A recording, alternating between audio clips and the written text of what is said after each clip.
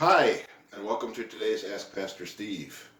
We are still talking about moralistic therapeutic deism, this belief system that stands opposed to the gospel, but ironically, it's what many people think the gospel is. People inside and outside the church adopt it as their idea of what the gospel is all about. Moralistic therapeutic deism. And today we're going to talk about deism. What is deism? Well, it is a certain belief about God. Like atheism is a belief that there isn't any God. Agnostic is, I don't know if I know whether there's a God or not. Deism says there is a God. However, after God created the world, God kind of stepped back and had a hands-off attitude. Now, once in a while, God may look down, see what we're doing. Once in a while, he may answer prayers, but basically, your life is what you make it. Pull yourself up by your own bootstraps. You make your life what you want it to be, without much reference to God is empowering you, God is guiding you, God is going with you, God is living inside of you. No, it's you. You've got to do this. This creeps into the church in many different ways. For instance, the church growth movement.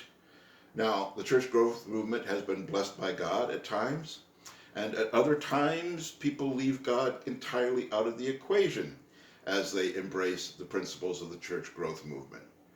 The principles are basically this. You look at what the corporations are doing and how the companies and stores bring in customers, and you do the same thing in the church, so you'll bring in customers. So we meet people where their felt needs are. We make sure that the church is a comfortable environment. The church services have to be excellent because people are used to excellent entertainment. And of course there has to be excellent childcare and excellent refreshments available and so on and so forth, because that's the way companies get you hooked. So we'll get people hooked on church the same way. Well, where's God in all that? Where's asking God to bless the efforts?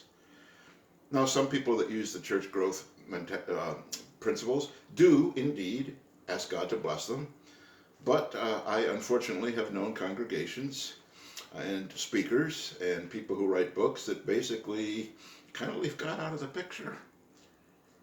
How about in our Christian life? How about as we try to witness for Jesus, or as we try to conquer the sins in our lives?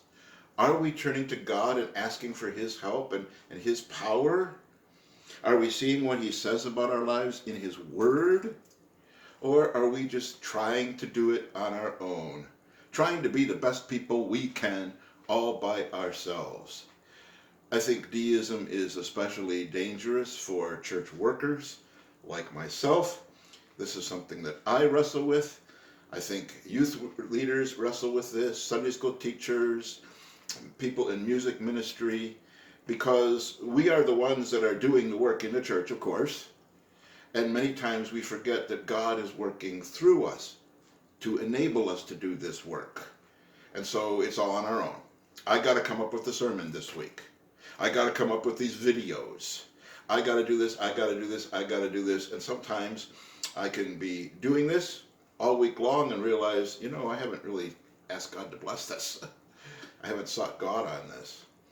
Many church boards can do this too. We can sit down in a business meeting, go through everything that we have to do using our mentality, our brains, and then somebody will say, should we pray about this?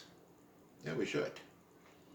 So do not be a deist, feeling that God is up there somehow, but he doesn't really concern himself with us. You can see why people will leave the church. Why would you want to worship such a God? And you can see why people would not be attracted to the church. Okay, there is a God, but he's up there doing something, who knows what. But basically you're just telling me I have to try to be a better person? Well, fine, I don't need to go to church for that.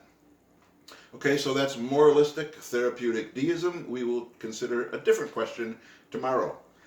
Bye-bye.